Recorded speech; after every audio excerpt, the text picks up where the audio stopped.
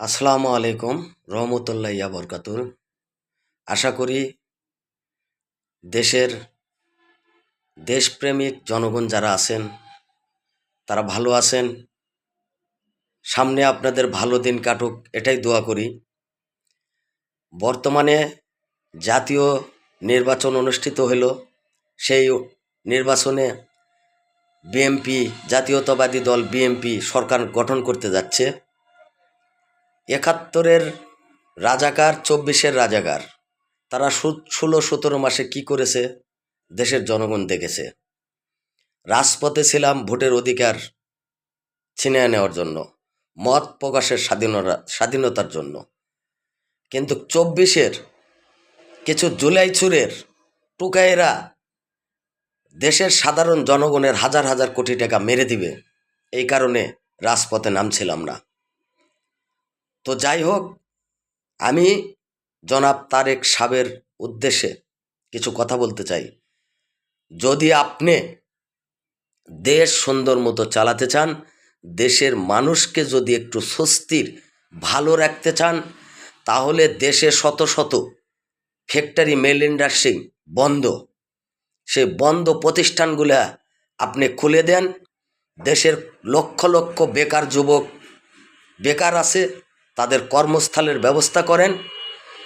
আর দ্বিতীয়ত কথা, আপনি ২৪-এর রাজাকার, ৭১-এর রাজাকার, এরা দেশবিরোধী, এরা দেশদ্রোহী, এরা কখনো দেশ ভালোভাবে চালাতে দিবে না। বিগত দিনে দেয় নাই, সামনে তো আবার ২৪-এর রাজাকার, নতুন রাজাকার জন্ম নিছে। এদেরকে যদি কঠোর হাতে দমন না করেন, তাহলে আপনাদের সরকার চালাতে বহুত কষ্ট হবে। আমি ছোট মানুষ, আমার ছোট ব্রেনটে যতটুক দেখে আসলাম,